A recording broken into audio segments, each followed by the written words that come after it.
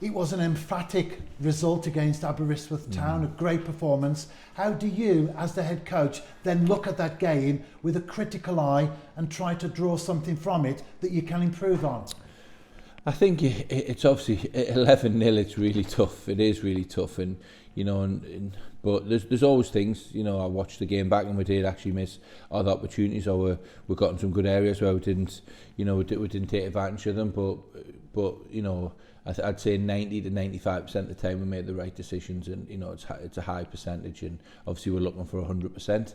Is that feasible? Is that capable? Possibly not. But there's still no reason why we can't strive towards it and make sure the players are constantly trying to improve and don't get the point where just that's good enough. I don't think anything's ever going to be good enough, especially knowing myself.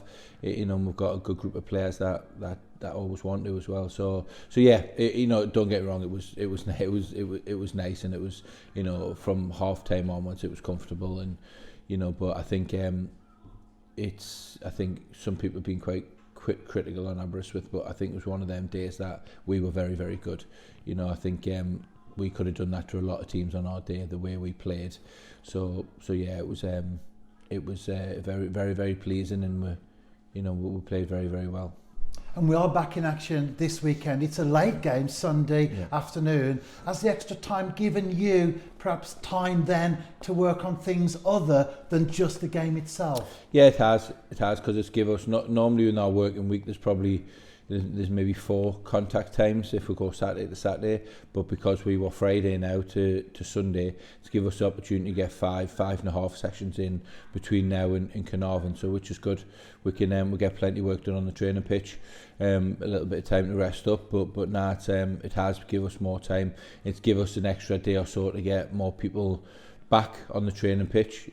Blaine Hudson's back on the training pitch now, which is great news. So yeah, we've got another one adding to the list of fit players, where I think we've got 2 or 3 now, and hopefully Dec McManus is back in the end of this week as well. So the 2 really, Keston Davis and Jordan Williams. So apart from that, we've nearly got a clean bill of health. And it was great to see Josh Pask not only on the bench, but also coming on as a substitute as well. That was as good a game as it gets to blood him into playing competitive football again. Yeah, it was. It fortunately worked out really well for regards to that situation as well, because it was quite we're controlling the game, and he got 25-30 minutes in a game that was going one way, and maybe if it was any other game, and it might not be the same for a couple of weeks before we can get him in and get him them minutes, but it was a controlled outside game as we're going to get. So he's done lots of training, he's done lots of in-house games, and that was his first sort of first game away from in-house game, which was good for him to come on to and get a feel for that competitive edge of a game again. And you mentioned other names as well who are now training and in contention. Yeah. Does that make your selection choice this weekend even more difficult than perhaps it was previously? Yeah, it does, but it's something that I'm glad I've got that decision. It's something that I think is really, really important. I think it's a theme if you listen to my interviews and listen to me and my thoughts and beliefs as a manager, is that I think competition's key. Whether that be competition for places, whether that be competition on the pitch, whether that may be, competition drives people in a different way to what other things do. So it's amazing how much. Well, it's not amazing, because they're professional athletes at the end of the day, and you get any professional athlete and there's one hint of competition, then it takes it up another level. I think it's just pride. So it's the way we're built. It's the way the professional world works, and it's something that I think the club's thriving from, and something that it should be. The more competition for places, the better. Yes. On a Saturday, it's tough for me. It's tough enough at this moment in time to get starting 11, and the bench is really strong. But the next 2 or 3 weeks, it's going to be some people maybe left off the bench. So but yeah, it's not a bad situation to be in. I'm quite happy to manage that situation. And we often talk about stats, and one of them at the moment is that our goal difference is greater than all the other teams with a positive goal difference combined. Right. And although that is just a statistic, but nevertheless, it does tell a story of what's been happening out there on the pitch. Yeah, it does. Obviously stats are stats. You can manipulate them positively or negatively, whichever way you want to. But if you've got a lot of positive stats adding up, then you're going in the right direction. So they're just a building block for an end product of 3 points and winning football games. So yeah, it's really good. We're really pleased with it. We scored a lot of goals on Friday night. Our goal difference was good before that as well. I think we're averaging 2-3 clear goals a game. But I think that's just as important because we're keeping clean sheets as well, which is very important. Connor and the back four, back five, whether it be John plays in there or Danny Williams has played in there on occasions, and as a team in general, we expect everyone to put the team first, work hard, be a collective, and then it's a base from individuals to shine after that. And 4 of the last 5 goals against Aberystwyth Town were scored by substitutes. Yeah. That obviously makes it even more difficult in terms of selection. At this moment in time, have you got the starting 11 already set in place? Yeah, we've still got another couple of days of training. We're quite early in the week with it being a Sunday now, so we've still got 2-3 days left of training. But near enough, yeah. But as we spoke about before, it's I don't want people to get complacent. I don't want people to think just because they played in the last game and we won comfortably and played really well, they can stroll through training for a week. You can have a week off. Certainly not.